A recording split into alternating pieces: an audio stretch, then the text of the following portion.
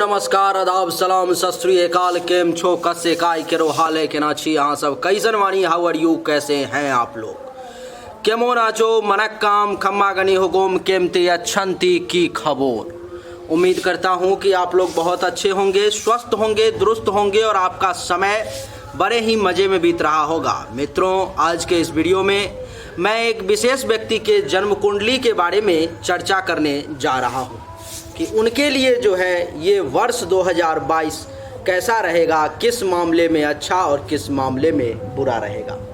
इसी के बारे में आज के इस वीडियो में चर्चा होगी। जिनकी ये जन्म कुंडली है उनका डेट ऑफ बर्थ है 21 फरवरी 1942 का 6 बजे सुबह का। कोमिला बांग्लादेश का इनका जन्म है। 2022 के अप्रैल से लेकर के 2023 के अप्रैल तक का समय कैसा रहेगा, यही इनके बारे में हम लोग आज जानेंगे। इनके कुंडली की जो कुंडली इनकी बगल में आपको दिखाई दे रही होगी, जो ग्रह स्थापन है, किस भाव में कौन सा ग्रह है, वो सब आपको दिखाई दे रहा होगा। वो आप देख लें और फिर जो है तो समझने का प्रयास करें कि कैसा रहने वाला है इनका जीवन। मित्रों, कुंडली के प्रथम भाव में सूर्य और केतु की युति है। कुंडली के दूसरे भाव में कोई भी ग्रह नहीं है। तीसरे भाव में शनि, चंद्रमा, मंगल देवता विराजमान है। चौथे भाव में गुरु, पंचम भाव में कोई भी नहीं, छठे भाव में कोई भी नहीं, सप्तम भाव में राहु देवता विराजमान है और अष्टम भाव में, नवम भाव में, दसम भाव में और एकादश भाव में कोई भी ग्रह नहीं है। द्वादश भाव में बुध और शुक्र वक्री अवस्था में बैठे हुए हैं। देवी और सज्जनों, इनकी जो लग्न है वो कुंभ है और राशि इनकी जन्म राशि मेष है। इस समय में इनके कुंडली में जो समय चल रहा है, शनि की महादशा चल रही है। शनि के महादशा में केतु की अंतर्दशा इस समय में स्टार्ट हो चुकी है, जिसके कारण से इनको जीवन में क्या क्या परेशानी का सामना करना पड़ेगा इस वर्ष आपको मैं बता देता हूं, और क्या क्या परेशानी का सामना करना पड़ रहा होगा। केतु इनके कुंडली के प्रथम भाव में सूर्य के साथ युति बना करके सूर्य ग्रहण नामक दोष जो है उत्पन्न कर रहा है। कुंडली के प्रथम भाव में केतु 21 डिग्री पर में कुंभ राशि में बैठा हुआ है और ये केतु जो है सो कब तक रहेगा मैं आपको बता देता हूँ। 14 अप्रैल 2023 तक रहेगा। तब तक क्या होगा उसको सुनिए आप। केतु के कारण जो है, केतु प्रथम भाव में आपके मस्तक पर में बैठा हुआ है, जिसके कारण से मेंटली तौर पर में आपको डिस्टर्ब करके रखेगा, मानसिक अशांति का शिकार बनाएगा, दिमागी तौर पे बहुत ज़्यादा परेशान रहेंगे, शारीरिक रूप से भी परेशान रहेंगे, रंग रूप भी बहुत खिल के अभी सामने नहीं आएगा, ज्ञान में कमी का एहसास होगा, दिमाग जो है सही तरीके से काम नहीं करेगा, दिमाग भ्रमित हो जाएगा, विवेक का सहारा नहीं मिलेगा, शील स्वभाव भी बहुत अच्छा नहीं रहेगा, विनम्रता में कमी रहेगी और इस समय में आप काफ़ी परेशान रहेंगे। केतु की 5वीं दृष्टि पंचम भाव पर में संतान सुख में कमी का योग बनेगा। विद्या और बुद्धि का सही इस्तेमाल आप नहीं कर पाएंगे, उसका उचित इस्तेमाल करके उचित लाभ लेना ये इस समय में आपके बस की बात नहीं है। यश में कमी का योग है। चाहने वालों की संख्या में भी अभी कमी होती चली जाएगी। धर्म का पालन सही तरीके से नहीं कर पाएंगे। मंगल कार्य में आप बाधक बन सकते हैं और पेट से संबंधित परेशानी का आपको सामना करना पड़ सकता है। अचानक से धन हानि का, रैंडम लॉस का भी योग बनाएगा केतु। केतु की 7वीं दृष्टि सप्तम भाव पर में जीवन साथी के साथ भी टेंशन तनाव का योग बनेगा। काम वासना की अधिकता रहेगी। वैवाहिक जीवन भी सही तरीके से नहीं चलेगा। दैनिक रोजगार व्यवसाय भी इस समय में आपका अच्छा नहीं चलेगा। मृत्यु का डर भी आपको सता सकता है। प्राइवेट पार्ट से संबंधित किसी प्रकार की परेशानी का भी आपको सामना करना पड़ सकता है, जैसे कि पेशाब के रास्ते से संबंधित परेशानी, अंडकोश से संबंधित परेशानी, किडनी से संबंधित परेशानी इत्यादि परेशानी आपको परेशान कर सकती है। अगर किसी के साथ कोई पार्टनरशिप में काम होगा, वहाँ भी अभी टेंशन तनाव का आपके लिए योग बन जाएगा। इसकी 9वीं दृष्टि नवम भाव पर में भाग्य का साथ नहीं मिलेगा।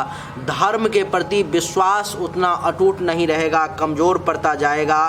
तीर्थ यात्रा जो है सो आप नहीं कर पाएंगे अथवा उसमें बड़ी परेशानी और मुश्किलात के सामना करना पड़ेंगे आपको। यश में कमी का योग है, ससुराल से भी टेंशन तनाव का योग है। संत महात्मा ऋषि मुनि ब्राह्मण इन सब का आशीर्वाद भी आपको अभी नहीं मिल पाएगा। शिक्षा का भी उचित लाभ आपको इस समय में नहीं मिल पाएगा। केतु आपके लिए हर मामले में विपरीत रिजल्ट लेकर के खड़ा है जो आपको परेशान करेगा।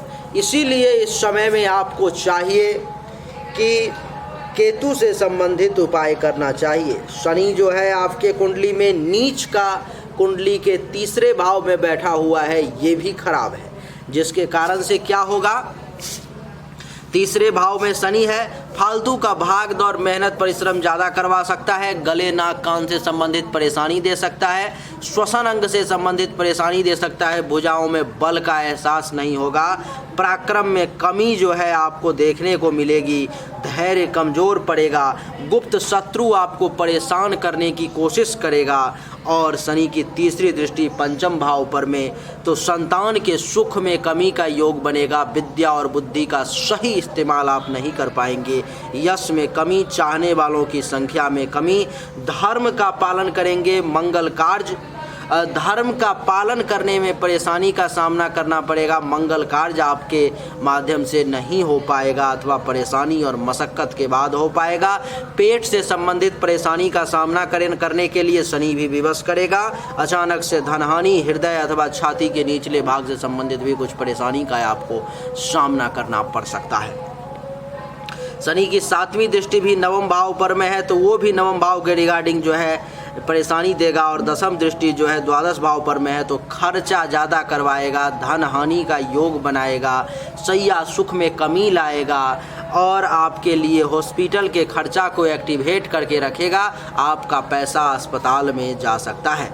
और ये भाव जो है मृत्यु का डर भी आपके मन में सता सकता है। आँख से संबंधित परेशानी का भी शनि आपको सामना करने के लिए विवश करेगा।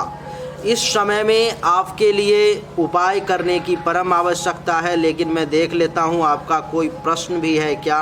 आपका प्रश्न है कि this is a Joy Bhattacharya Ashish, गलती से लिख दिया, आशीष मेरा गोरखा नाम है। I am a heart patient, हाँ छाती हृदय के यहाँ से संबंधित निचले भाग से संबंधित परेशानी का योग है।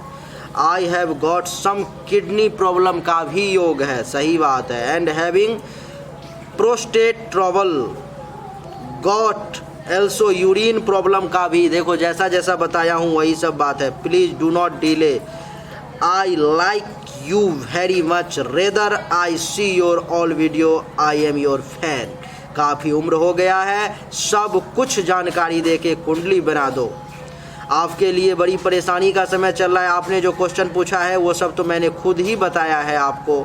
आपके लिए इस समय में उपाय करने की परम आवश्यकता है। अगर सक्षम हो तो शनि के मंत्र का 92,000 जाप, 9200 हवन, केतु के मंत्र का 68,000 जाप, 6800 हवन, दुर्गा सप्तशती का पाठ और रुद्राभिषेक करवाना आपके लिए परम आवश्यक है।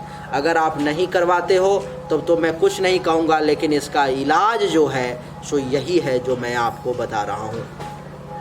अगर आप इसके इलाज के लिए तत्पर हो, करना चाहते हो, मन में ये भाव है कि हाँ इसको करना है, इसको समझना है, तो आप तुरंत वीडियो देखने के बाद मुझसे व्हाट्सएप पर में संपर्क कर लेना कि हाँ ये अनुष्ठान करना है। कोई 2-4 लाख रुपए का खर्चा नहीं है, छोटा सा खर्चा है, कर लोगे तो आफियत रहोगे, बच जाओगे आप। नहीं तो आपके लिए ये परेशानी का समय है, विपरीत समय है, बड़ा मुश्किल दौर से आप गुजर रहे हो और ये मुश्किल समय वाकई में है। वो तो आपके पास हिम्मत है कि आप झेल रहे हो, नहीं तो समय बहुत ख़राब चल रहा है। इसीलिए इस समय में ये अनुष्ठान पूजा पाठ करने की परम आवश्यकता है। अगर सक्षम हो तो कर लो, आपके लिए बढ़िया रहेगा। नहीं सक्षम हो तो कोई बात ही नहीं है। बोलिए राधे राधे।